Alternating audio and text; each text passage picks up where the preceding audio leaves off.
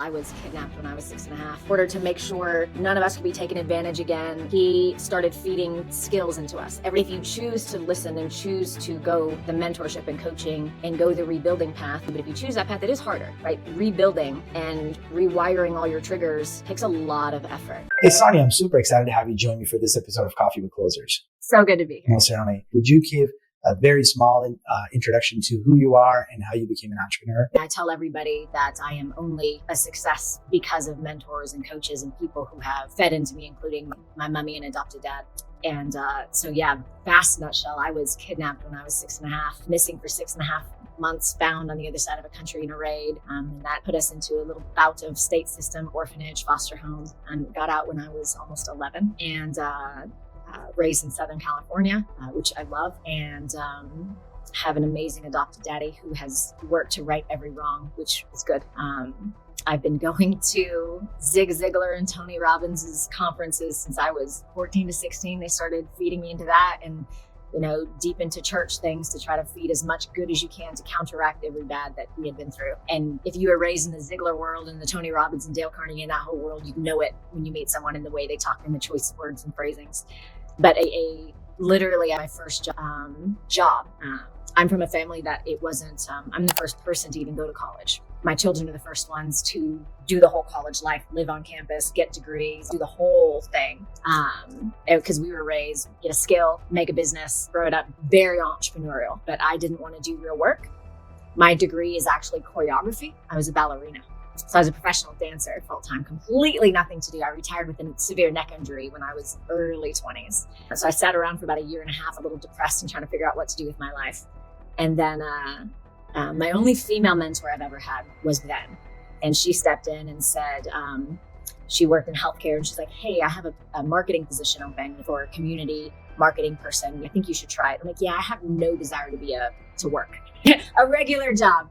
But the only electives or things and skills that I had in my life weren't normal either. My daddy, my adopted daddy, in order to make sure none of us could be taken advantage again or hurt again or all of the things we had been through, he started feeding skills into us. Everything from self-defense to auto shop. So I took 4 years of auto shop in high school instead of home ec. So I can rebuild an engine, but I didn't want to become a mechanic. And I took photography because I liked it, but I didn't want to do that full time. And so she told me, she goes, just trust me, try it. I think you're made for this. And so I tried it and I was made for it. And my corporate career in marketing took off pretty quickly. I went all the way up to C-suite chief marketing officer position in corporate world. And the interesting thing about dance and choreography as a choreographer mind going into marketing, this was way back in the late 90s, early 2000s. I'm dating myself now. And the power of a brand and storytelling wasn't trendy yet. But that's what choreography and dancing is. Like if you've ever watched a dance or if you have children that do recitals, our entire purpose as a choreographer or dancer is to captivate an audience, take them on a journey without words. And that's the power of brand and storytelling, right? And that's the most iconic brands.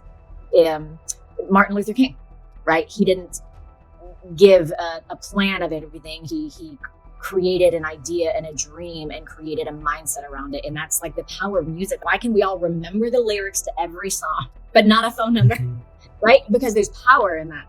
And so I went up pretty quickly corporately in the marketing. And it wasn't until my final role, I left corporate in 2015 and I got this role in 2011. I was there for about 4.5 years. And it was the largest stage I'd ever played on corporately. And I was brought in purely to scale a company to be acquired. They weren't sellable. And I knew how to be an external rainmaker. I knew how to externally scale and grow companies. And anytime a CEO or president would come into me and be like, hey, you need to stop, we can't grow anymore, I didn't get it. I was like, who doesn't want to grow? Well, I'm time to go to the next place and I can't do anything else here. But what I didn't understand is what had to happen inside a company to handle each level of growth. And so when I went into this company and I had to help make them, to scale them to be sellable, there was only one monster where they played big enough to acquire them. And they've been trying to be sold for about 5 years. And I came in to build the external growth strategy and the internal strategy to make them sellable. And that was all new to me, the inside. And so I got to learn on a big Fortune 500, 400 million revenue company. And so it was a good place to sit in between the C-suites and learn all of the internal stuff. Did that for about 4.5 years very successfully. I was one of the last 2 people standing, walked out together after the bought and then pieced out, and some stayed and some got sold. But that was a different rabbit hole. That was the most exciting word formula of math inside of a company, which has created the monster that I am today of what I do. I mean, that was something that, to prove that process and to package that process and do it on repeat and industry after that has been super exciting. I did it as a lifestyle consultant, not knowing it was consulting. Consulting was a 4-letter word, like life coach today. And it wasn't until about 4 companies, as I used to just call myself a fixer, like I said at the beginning, knowing I would walk in, a company would, let's say we grew from 0 to 10 million and what worked from here to here isn't working anymore. Can you do what you did there? Well, yeah. And I'd come in and I'd fix it. And it wasn't until I'm in Huntsville, based in Huntsville now. So I was in Nashville for 15 years and now I'm in Huntsville. And Huntsville is the first time I have a female client in my life, which is also really cool to the area. There's a lot of women, a lot more per capita women business owners here. And I happen to be based here now. And, but used to get to joke and say I get paid to tell, high ego, high profile men what to do for a living. Because we advise a whole company on their moves, right? In order to, do the internal scalability challenges and the external growth strategies. We just build the strategy and we help teams execute on it. So I say they made me, I was made into this. I knew the external rainmaking, I got taught the inside, and then I got to practice it for other companies. And then I have a coach, a consultant coach who does what I do at a much bigger scale on the external side. But when he kind of discovered me, we met, there's each suite position has membership organizations you can join. And in the marketing space, there's something called the CMO Club that I was a member of for over a decade. And we met there at one of the big international summits. And he pulled me aside and was basically like, I haven't met anybody that has the deep single lane focus as you, but the breadth of industries from professional sports to healthcare to consumer goods. You need to be consulting. And like I said earlier, I thought that was a 4-letter word. I hated the idea of a consultant. There's a lot of people that gave it a bad rap in big industry companies. And I didn't want to do it. And he says, well, you actually already are. You just don't know it. And so he talked me into making the jump and learning how to figuring out how to not only package the process to be able to do it on repeat myself, but scale it outside of just me and do it on a one-to-many approach instead of one company at a time.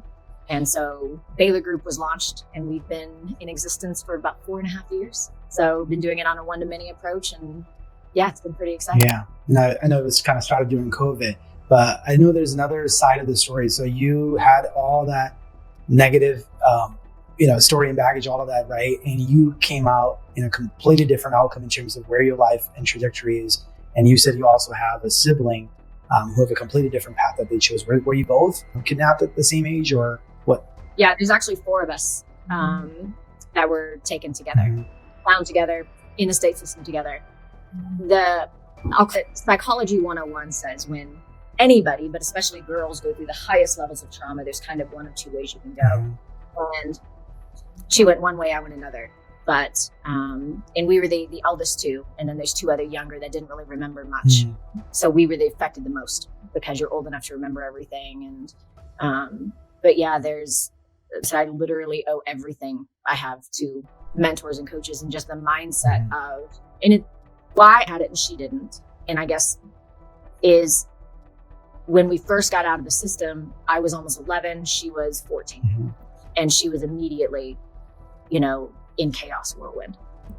And so even though they were trying to capture that and safeguard it and everything, when whirlwind was so strong, they then looked at me and was like, well, what can we do to make sure this one doesn't whirlwind? Like feed extra and times extra and feed this and that. So it was almost like an extra level of protection that I got. And we were joking before this was starting that I have a Bollywood thing that I'm doing, and that's fed into the Bollywood hasn't, but my upbringing and knowing that if I was able to be captured in the word of protected, right? And I had the choice still, right? Because I know you can choose to try to feed into somebody and they can choose to accept it or not, right? They can either choose the victim card or choose to do work. And we were talking earlier before this started that if you choose to listen and choose to go the mentorship and coaching and go the rebuilding path, because you can start over as many times as you need to. But if you choose that path, it is harder, right? Rebuilding and rewiring all your triggers takes a lot of effort, and sometimes 5 times every hour if the triggers are that strong. So the easier path is not to. And there are a lot of people that choose that path.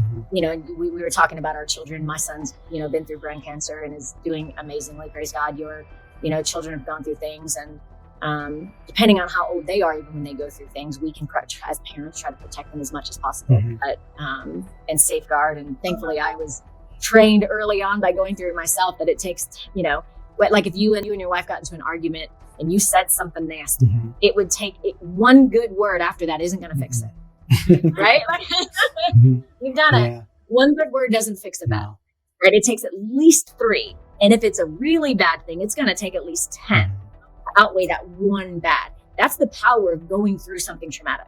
One good person, one good word doesn't fix it, you know? And it's not that you can fix it, but it still doesn't counter it. It takes so many goods to counter the traumatic of negatives that, now the good thing is if you know that, you can feed that. And I learned Tony Robbins. I was listening to a Tony Robbins personal power CD set that my mother bought on infomercials back when that was the rage, to order things on infomercials in the 90s. And she ordered this, and I still have the original CD set. I keep it on my bookshelves. And within the first 5 CDs, there's one where he talks about the idea of your mind, that fear is the most powerful motivator in the human planet. That's what's kept our species alive for as long as we have been. But if that's the case, if you have any fear against doing something, against attaining your goals, against launching a company, against asking a girl out, against anything, it doesn't matter how much you want it, you're going to get in your own way, right? The fear is not just the outright fear and the extreme of the sound of the word. Fear is what if. Fear is worry. Fear is anxiety. Fear is that pattern that you get stuck in, you know, replaying something or wondering. And sometimes we're feared. They say, you know, I'm you know, scared of success. And people are like, why would you be scared of that? Well, that means you've got to level up to something. You know, like me, I was raised in that motivational world industry, and I have a lot of friends in it who have tried to push me into that public speaking path. And though I speak now, I said no for a decade because the one thing that I knew I should be doing and that I knew I could be doing that would make the biggest impact was the one thing that scared me the most. Because the vulnerability and transparency you have to have in order to make that impact is a whole nother level. And life changes at that level. You go that public, life changes. And I wasn't ready for that change. And so I took the business path. So I'm doing it backwards. So like Tony Robbins started with the books, started with the speaking, and then built the consultancy for businesses and all that stuff. So I built the consultancy for businesses first, you know, and then launched the private coaching and executive coaching. And now I'm stepping into speaking, and now I'm, you know, Also, that was my comfort zone. Also, you wanted to kind of build your credibility and your track record so that you have confidently talk about it too, right? Not just only talk about your trauma. Well, that was my justifying. Exactly. And then also, like you said, right, like you're able to turn your story around and have this positive outcome in life. What would you tell those people who are making excuses? And maybe they're rightfully so, they have reasons to make excuses. What would the challenge you put out for those people? It's a really good question. I know it is easier than it is, but there are 2 paths, no matter what, right? When I had to move into the hospital for a year with my son with brain cancer, we lost our house in the fire and the floods in 2010 in Nashville. Out of the States, like I have so many things. I have a scar on my face from a gang jump in California when I was 14. Like so many things I could have just stopped and said, well, but it's this. I went through this because I can't do this because of that. That is your choice. I mentor a lot of teenage girls now because I didn't get it until a little bit later. And what I tell all of them, and when I speak at colleges, I say the same thing. Every single person around you, in business, at church, sometimes at the grocery store, if you see somebody or meet somebody or hear of somebody even online that is moving in the direction or is already so many steps ahead of you or has everything, I guarantee, unless it's Tony Robbins himself, that if you reached out and said, hey, you know, like if you're a student at a college and you want to go into something and you have a professor. I was speaking at a college at a global business studies class, and I had the dean of in the class, the director of alumni relations in the class, and the professor of global business studies in the class. And I get done with my talk, and I asked all the dean to come up, and I said, and I said the same thing. If you just ask, nobody asks. And I looked at all three of them and I said, how many of you would love it if students just came to you and said, I would love to have some extra help? All of them said, yes, we're here. We'll stay here even now after class 2. We just don't ask. There's the old saying, you don't have because You don't ask. we don't ask. Only one time have I said this, and I had a college girl say, I'm asking, would you mentor me? Do you think I would say no to that? Would you say no to that if you had someone go, would you mentor me? Oh, No, you wouldn't even charge them. yeah. Right? And I get paid to coach people. So you don't have because you simply don't ask. Right? I don't know what I don't know. I know my lane. You're an agency. Tell me a quick high level of what your company does. Yeah, we primarily help growth-oriented companies to help them drive revenue through inbound marketing programs. That's what we do. Okay, so inbound marketing programs is what you guys do. Lead gen, inbound marketing programs, campaigns, and stuff like that for companies. Correct. So if I were into that, and so I scale companies for a living, right? So it's actually a good synergetic type thing. Process thought really quick. You were thinking about asking for advice or being mentored, and I'm thinking. This is recorded, not live. no, we'll cut it off. Not a problem. No, so in a nutshell, we don't have because we don't ask, right? So my biggest advice to somebody, no matter what you do, is if you see anybody, just ask, right? So like my company, as an example, we donate pro bono coaching hours to a business accelerator entrepreneur organization. It's a nonprofit.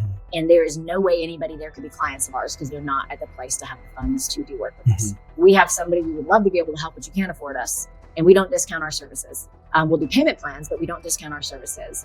I'll tell them, go through the Catalyst Center, book a pro bono coaching session with us. You can get, an hour a month. Well, not every month, but we donate so many hours per month to their clients. And they can book with us for that. But then you get free coaching. And for me to go through them, it benefits them because they get funded by the SBA based on how many expert hours they get donated.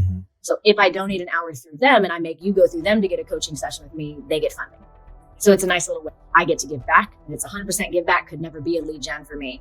And I believe that everybody should be giving back personally and giving back professionally somehow. But yeah, that's the biggest thing. Your question, I didn't fully answer your question. Your question was someone who's in that moment where they could be choosing that victim card or moving forward. What do you say to that? Right?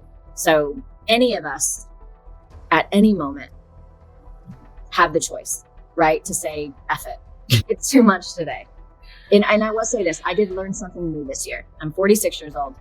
And just now, after 45, I learned the value of self-care.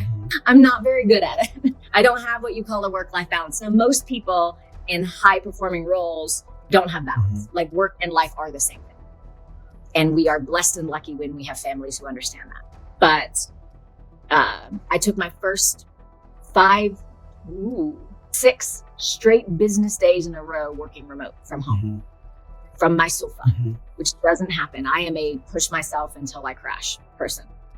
And, but I have finally learned that if I expect to play the long game, if life is pushing me, health is pushing me, whatever the things, if I don't be okay to pause, then I won't be able to push forever, because health is the one thing we have no control over, but we do have control over it, some of it. So I am now learning the value of controlling what I can control, even for that, knowing that it's not, I don't have to feel guilty for not push, because if I don't pause. But that's not a victim thing. That's not like giving up. That's doing things strategically, even for myself, and not feeling guilty about it. I think that's very much a mom thing. Women have a horrible time doing anything for ourselves. I don't know if it's, I know it's a woman thing. I don't know if it's a guy, dad thing too. But I know my guy has no problem just stopping for a while because he feels like he needs it. I have a hard time doing that. But yeah, I have a really hard time personally understanding victim mentality. So my advice isn't going to be soft. My advice isn't going to be, I have empathy, but I don't have apathy. I will be compassionate and kind, but there is a moment that you are just being foolish to choose to stay down, right? Yes, it's easier, but that's on you. If you're choosing easy, that doesn't come with a great rewards. And sometimes I think you do need to be challenged, right? You don't want somebody who's just gonna agree with you on your decision making because of what you've been through. You do need somebody like you who had very similar story, but actually challenging you to say, no, you could be bigger than this. You're bigger than the problems you faced, right? And being able to. No, it's not easy. Growth That's why there's the show called Growing Pains, right? Growth is painful though. Really tall people, sports players, they know this, like their knees. I have a very tall friend growing up that he used to get his mommy to sit on his knees because they were so painful in that pressure, because the pain of growing too fast was physically painful in his joints. I don't have that problem, I'm short. But even in business, even in life, growth is painful. That's why the victim card is easier, because it's not. But actually, I'm going to disagree with what I just said. I'm going to disagree with myself, because I heard on a podcast, and I don't remember where it is, so I can't give it the right credit. Growth is hard. Staying in a shit show, same place is hard. Choose your hard, right? Making the decision and following through is hard. Choosing indecision and staying in the same place forever is hard. Yeah. Choose your hard, Yeah.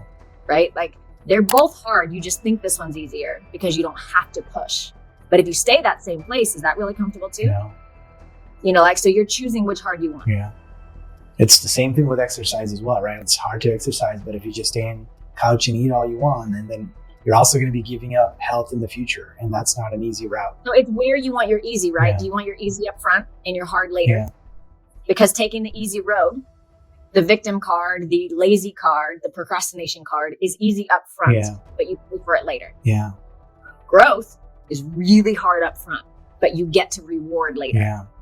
I think it's the same concept I think James Clear talked about in Atomic Habits too. It's like those small habits that you do today, saying no to sugar and exercising every day. You would not see progress immediately, but 2 years down the road, you're going to see that in your health, your fitness, your energy, your enthusiasm. You're going to see that. But I mean, if you listen to any billionaire at the end of their life, what do they regret the most? Their health. What do they realize the money can't fix? they can buy life and health. Yeah. Right. And all of us that are pushing, took me till after 45 to figure out, oh crap. Yeah. If I don't listen now, I'm going to be that, and none of this is worth it. Yes. We constantly talk about this in between my brother and I. Nobody ever said in their deathbed, I wish I had spent more time in the office. That just never happens. So I know you kind of refer to yourself as the fixer. You've actually fixed your life, and you're also fixing a lot of businesses. You are a chair of Vistage Group locally. Yep. So you've had the first-hand experience working for $400+ million company and turning them around and making them ready for exit. You also worked with a lot of fast-growing companies, both from an external growth standpoint as well as internally fixing their operations. So from your experience, having worked front and center in these companies, what have you seen some of the biggest bottlenecks for growth that businesses face? I have not yet come across a scenario where there isn't a person blocking growth in a company. Almost always in leadership somewhere. And sometimes in partnership scenarios, sometimes just somewhere in leadership, sometimes somewhere in the C-suite. But anytime we're doing our discovery and due diligence and we're uncovering things, businesses are people, right? We're made up of people. People execute the processes. People even put in the automation in place. People create the strategies and decide if we're executing on things or not. And there is almost always one person in a company. And if you are that person, well, if you are that person, they're probably not your audience, right? There's almost always a person who is the one anti-growth. They don't want the disruption. They don't like the risk of change, right? This is the way it's done, which to me is a 4-letter word phrase. But yeah, that is probably the biggest thing, is there's almost always a person in the way. And I was telling you this before we started officially, that there is in my growth planner that I've created for my clients, there is a strategic action planning portion of that in the beginning. But something that I do different is at the end of mine, I have something that's called a Turn Fear into Power worksheet, which is also a workshop that I do for those the nonprofits and the teenage girls and groups and such. But this one is the psychology that I learned the beginning of when I was 14 to 16 through that Tony Robbins personal power CD set. And that took me down a rabbit hole I didn't realize I would use to this day. Because if you have a BHAG, a big, hairy, audacious goal, as in our entrepreneur world, we call it, right? If you have one of those, if fear truly is our most powerful motivator, we could want something as much as we want. But if we have fear against it, we're not going to do it. We'll keep getting in our own way. We'll keep procrastinating. We'll keep finding an excuse. We'll keep something else is more pressing and more time and more this. You'll get to a certain point and always somehow don't know why it's not being completed, because fear is not always the big scary thing. Fear is what if. Fear is anxiety. Fear is procrastination. Fear is all those other little nuanced things that we get in our own way. So what I do in a company to help solve for that, if I know people are the issue, right? We are the issue. We're the problem. You know, that Taylor Swift song, it's me. Hi, I'm the problem, it's me. Right? That's you're going to fail, you're probably the issue. Like if I am not going to succeed, I'm handling all the things I can handle, right? There's circumstantial stuff. There's COVID that happens. There's things like that. But also to play devil's advocate to that, yes, there's all these things that happen, but when are the most billionaires made and millionaires made? In the worst economy times, in the worst situations, the people who know how to do things. I launched my company at the precipice of the pandemic, but I was telling you before all of this that the thing that a lot of motivators, speakers, pep talk people get wrong when it comes to overcoming fear is they just tell you to push through it, right? Deny your fear, push through. You can do this. Don't let fear power you. Just push. Look at the goal, visualize, do all these things, and then you'll just get it. That's only a piece of it. If you truly want to rewire and reassociate, so our brains are phenomenal things. The scientific term is neuroplasticity. We can actually rewire all of this amazingness up here and, take that pill like in that movie and open it all up, right? We can do things and reassociate triggers. And I am someone with my past that I held every trigger. I had the physical triggers, the sound triggers, all of them, the taste triggers. So when I heard this on an original Tony Robbins CD, I listened to that CD on repeat for about a month before I moved forward because I needed it. I required it to function as a human. And it's a rabbit hole that I never came out of that I had no clue would be this powerful in business, because how many times do you hear in professional athletes to entrepreneurship and motivators that it's a mind game? Right? Yes, we need strategy. Yes, we need processes. Yes, we need systems. Yes, we need to know the tools and do all these things. But if we're effed up here, if we're in the way, nothing's going to happen. So the biggest block in companies that I find is us, is the people. And a lot of times in leadership. If the audience is entrepreneurs, you are the biggest potential block. It's not a lack in systems. It's not a lack in process. Because here's the thing. You can have a mid-sized company doing $50 million a year in revenue, have a lack of systems and processes. It doesn't mean they're not making it. It means they're bleeding stupid money that they don't need to be bleeding, and they're not scalable at the level they should be scalable at. Can you still do business without that stuff? Yes. Are you wasting money and man hours? And could you make twice as much if you all of a sudden became efficient and put processes and automations and reduced man hour waste and became scalable and had a rinse and repeat system? Yes. Because you can be profitable at 10 million and be losing money at 50 million because of all those little things. But it doesn't mean you can't do the business, right? So what's going to keep you from doing it is you. And so like my Turn Fear into Power workshop that I do is, so there's an old school saying in our entrepreneur with the old, I think Jim Rohn, is the one who started saying it, which was Tony Robbins' original mentor that said, or maybe it was Zig Ziglar. It's one of the old school guys that a dream is only a dream until you write it down, make a plan, right? Until you write it down and make a plan, then it becomes a goal, right? So that is step one. And then after that, the whole visualization, that is real. That works. And that's how, and the reason it works, the psychology behind why it works is if you truly learn how to visualize it, and I don't mean just see it. Visualization done right, done where against yourself works as a tool, is when you can truly take it to a place of visualizing to where you are actively in it, meaning you see yourself stepping up the stairs onto the stage or signing a contract for this. You know what you're wearing, what time of day it is, if it's daytime or nighttime, with the temperature, you see who's around you, you hear the sounds. You can immerse yourself in it because your brain does not know the difference between a memory and a vision. That's why, have you ever woken up from a dream? Yeah, I thought it was real and not know if it's real or not? Yeah, deja vu, right? That's the power of your brain. Has your woman ever woken up mad at you because of something happened in your dream? I'm pretty sure it happened a couple of times. It's because our mind doesn't know the difference. If our doesn't know the difference, why not use that as a tool? Because once your mind has seen it happen, it can't argue that it can happen, right? So that's one of the ways to get yourself out of that potential mental cycle, is your mind has already seen it. So it can't put in these what ifs because you've solved that piece. That's why it's so powerful. That's why you can manifest things through visualization, but that is only a step. Because if you still have any what ifs, if you're still on cycle, there's a step that everybody skips because it's not a positive step, it's a negative step. And so I'll give it away. This is something I do as part of my thing. So I'll go ahead and give it away. The step is you have to go negative. And I know that sounds weird, so I'll explain it. What I mean is, a fear is a negative thing, right? But it's negative against doing the thing, or what might happen if you do the thing, or how would you look during the doing of the thing, or what if this, or what if. So what rewiring is, visualization doesn't rewire.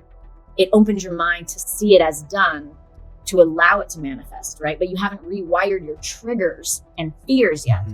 That step means you're going to take the fear. If I have a fear that I don't like my voice, or I don't like the way I look, and if I get on stage, then I'm going to sound bad and I'm going to trip over myself and I'm going to do this. And I'm using, because public speaking is a big one for a lot of people. So I'm just going to use a very basic generic one. And if that's my fear, and if that's why I stepped into this, which that's not why I haven't, but if that's why, then I have to now create a fear more powerful than that fear against not doing it. And so if you can imagine taking out a piece of paper, and let me find a blank sheet.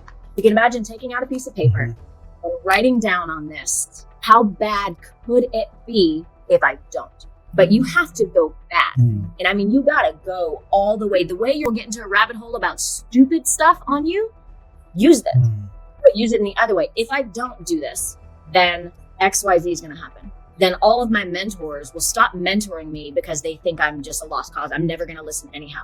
Then this is going to happen. And if I lose my mentors, then I'm not going to have anyone to go to about my business. Then none of my clients are going to find me credible because I'll forget. Like, you have to, your mind sounds honestly so foolish. You said your thoughts out loud, you would be embarrassed, right? The way you talk to yourself.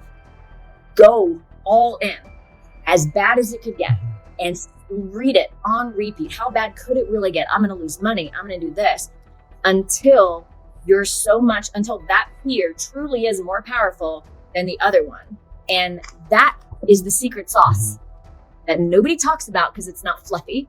It's not pretty. It's not motivational sounding, but it works. That's how you truly use fear as a tool against yourself. Because now the next time I'm going to think about speaking, if my mind tries to say this, all I've got to do is read that, or my mind hopefully has it. I've got that muscle memory. You train anything. You want to be a jujitsu person. You want to be a ballerina. You want to be anything. It's training in the basics every day. That's how you become expert. It's not the tricks. It's being better. It's getting to what do the professional athletes say? Don't train until you get it right. Train until you can't get it wrong. Right? So it's that stuff on repeat until it's muscle memory.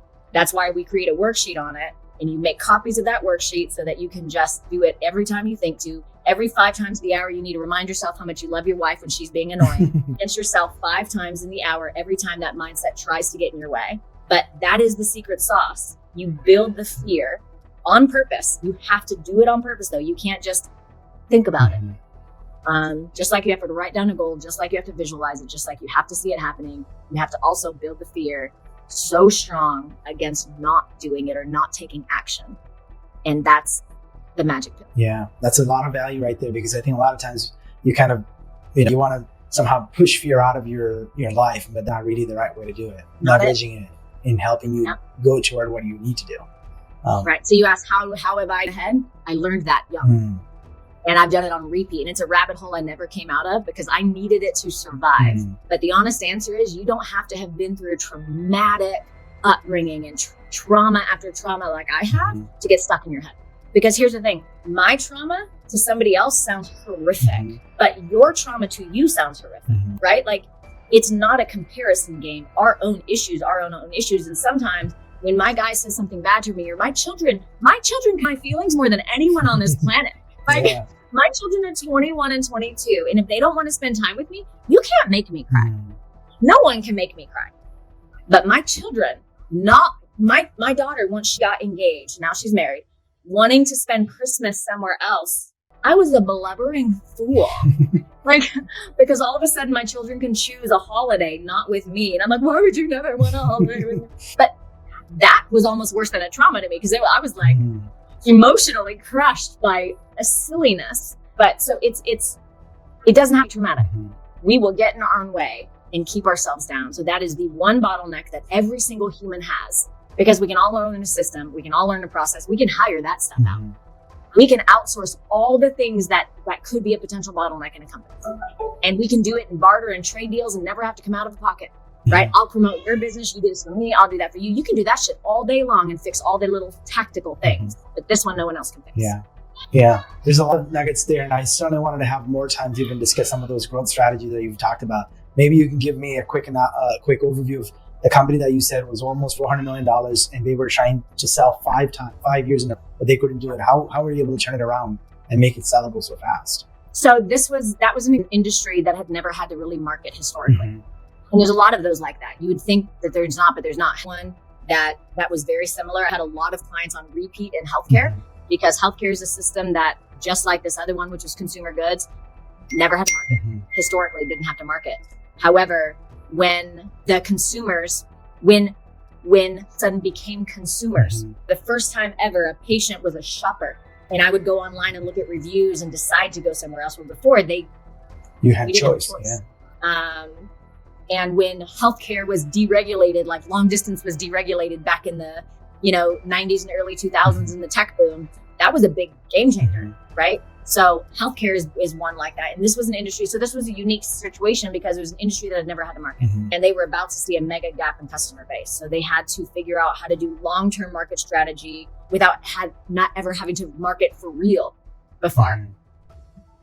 And there's other examples. I play in government services now, which I never have before. No, I never thought I'd work with professional sports either. I'm a chick that doesn't know anything about sports. I have a lot of, big names in my Rolodex. If young kids even know what that word means anymore. I have a lot of big names in my Rolodex that you would wonder why, because I use the wrong sports terminologies all the time because I try to use them thinking I know something and I'm using a baseball and a football thing together in golf or something weird like that. But it probably works. That means I don't know who they are. I don't care who they are. You're either good or you're not good. You're either doing it right or not doing it right. And I don't give a crap what their quote celebrity is. But again, all of them are that every situation is the same. So everybody thinks their business is unique. So even though that sounded unique, that it's a market that didn't have to, market before, it's an industry that didn't have to market before. Law has been the same for a long time. Healthcare has been the same. A lot of consumer goods has been the same. It's never had to market. All of a sudden now the shopper is different now. That's the biggest thing. So it's learning how to do short, mid, and long plays simultaneously. And now in the beginning of a business, you can't, right? You got to get short plays first, get the low hanging fruit to then get that money to reinvest back in and now divide it between midterm and short plays. And when you get a little bit more, now divide that between long plays, mid plays, and short plays. So there is some strategy. There's a growth matrix. I love diagrams and matrices. Everything is math to me. Music is math, dance is math, business is math, word formulas. Everything has a formula, a word formula, a math. Everything for me is very structured. The growth matrix I do for companies all the time, and I do 4 quadrants. There's a lot of matrices out there, and I love them all. So you have the Eisenhower urgent work matrix, the drip matrix from Buy Back Your Time, another great one. So then I just call it growth matrix. And if you put 4 squares of a matrix together, and it's basically a really oversimplification of which order to grow in, right? Obviously, the lowest hanging fruit that's going to grow the fastest is number 1, because you're going this way and up this way, right? Meaning, can you go deeper with current customers in current markets, current industries, current products and services with current this, right? If you can go deeper that way, if we already have a contract with this company, let's say doing what you do, if you already have a contract with me doing one of your service, but you also offer other services, the lowest hanging fruit is to come back to your current contract. You've already got a contract that's already signed. You don't have to fight to get a contract with them because that's a big move. That's a longer play. That's already in place. The decision makers already got buy-in. You already have trust. You already have credibility. If you're doing good work, then you can come back and be like, hey, how have we been doing? Right? I would love to have a chat with you on purpose just to fill you in on everything else we do. Whether you use them or not, I just would love you to know everything else we do. Because I just may not have known, because that's the other thing you don't have because you don't ask. A lot of people assume their clients know everything they do. They may not. Like, I just launched a coaching program. I've only been a consulting company. And now my Vistage group gets coaching one-on-one with me, but a lot of small businesses can't afford, nor should they, put money into consulting level services. That's not where your money needs to go yet when you're at a certain size. Money needs to go in doing this and doing that first. And I would be the first one to tell you that. But I know there's a need there that I could fill, but I haven't figured out how to do it without losing my shirt.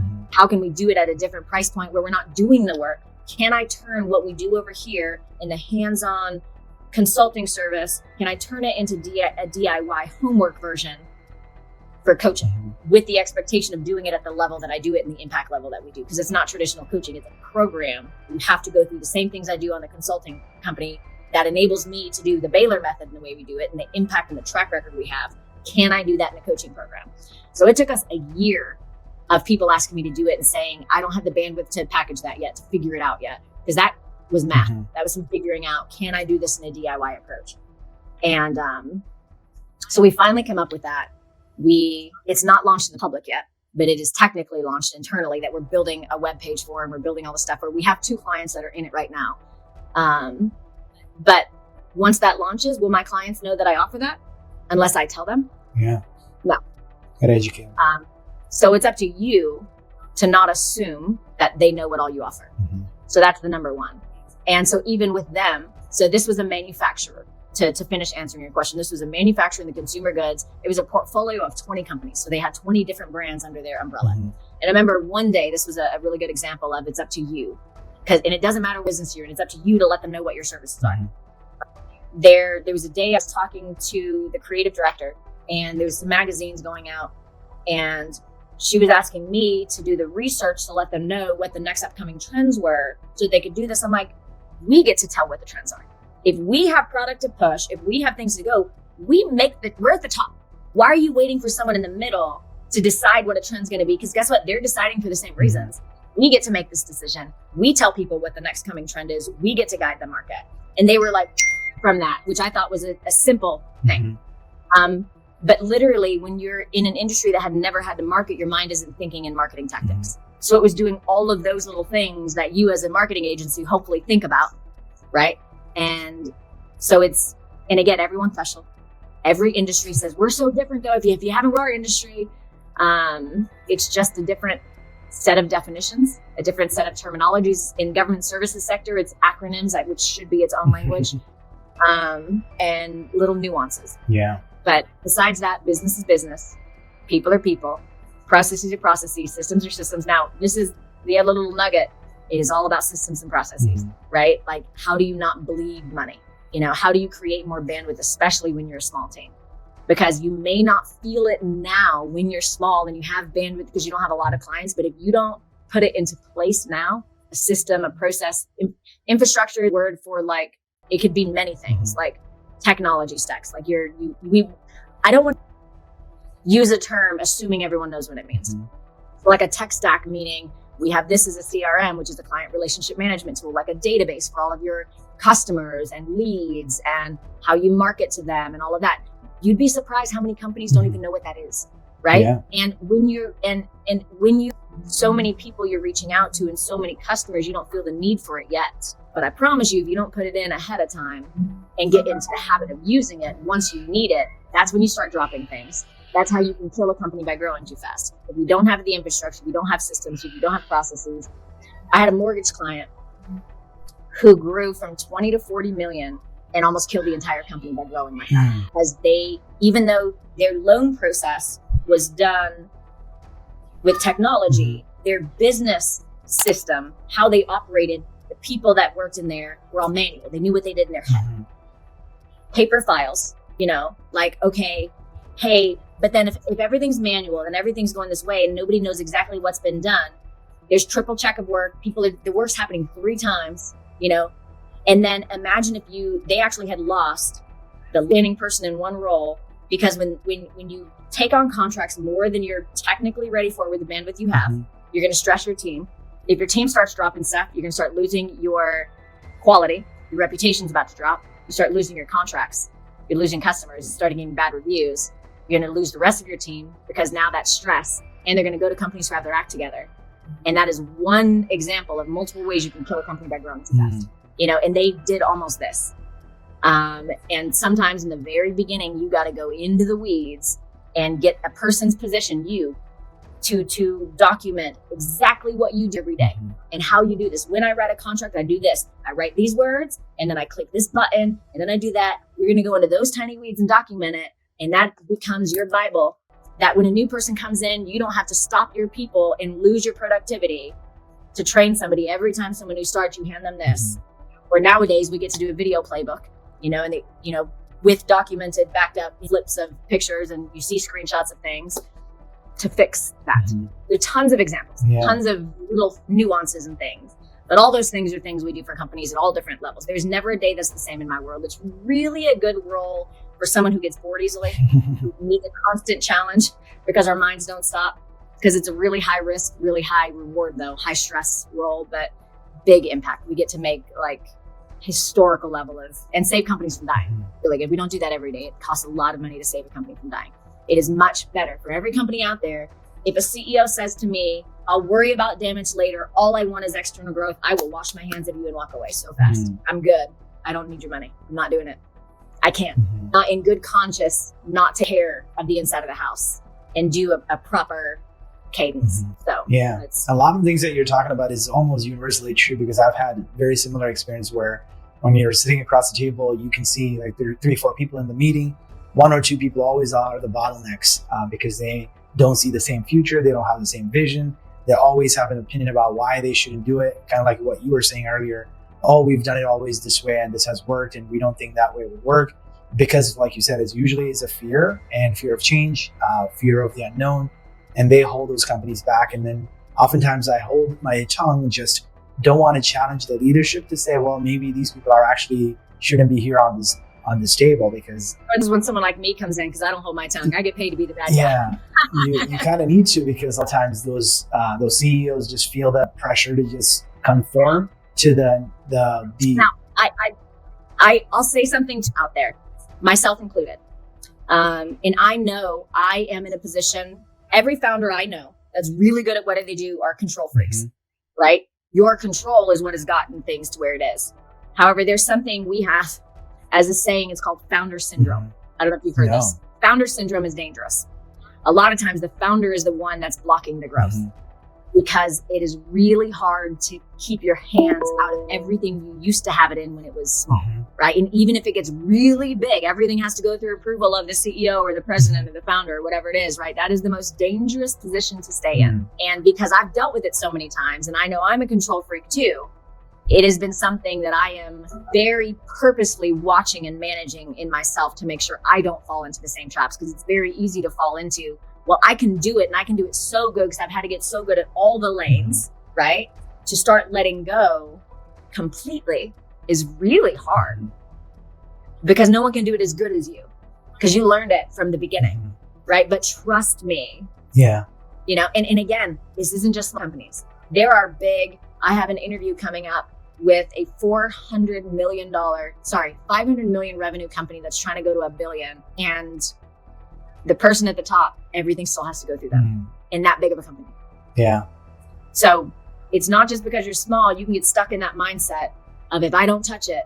So that is a dangerous position. Yeah. So if that is you, if you're an entrepreneur and this is your spot and you're the one, like, get someone to hold you accountable to that, because that's, you don't want to be the reason it blocks. Yeah. And you may be growth minded and go, but you can slay by putting your hands in too many things and not let go. You want to delegate as much as possible, but you were saying earlier, you want to have system and process and, SOPs that actually details how to do some of those thinking. And I think like there is that concept of thinker versus doer, right? There are certain people that are just doers. They only know how to follow instructions, but you also need to have the right balance of thinkers in your organization that can actually think between the lines and actually be able to solve problems. So I think that's also super critical.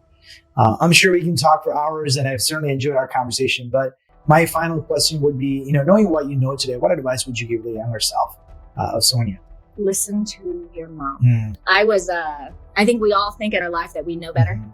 And me and my I know better moments, anytime I got cocky or anytime I would show off or I thought I knew better, is every time I got hurt or in trouble. So listen. I listen now. I have even with vendors. If I've done my homework and they're really good, I'll say the phrase, I know what I know my lane. I expect you to know your lane. Now, as soon as you prove you don't know your lane, you're out. But I know what I know and what I don't know now. And I did not know that back then. So I would say, listen to the people who know better. Awesome. Where could they learn more about you and your organization? I am pretty darn Googleable. Sonya Baylor everywhere. And the company is Baylor Group. So literally you just Baylor Group or Sonya Baylor on every platform and you'll find us or me. Awesome. Well, Sonya, I certainly enjoyed our conversation. Thank you so much for sharing your life lesson and your wisdom with my audience. It's good to get to know you too. And I know we'll meet more. Awesome. If you enjoyed this video, please share it. To make sure you never miss an episode, please subscribe.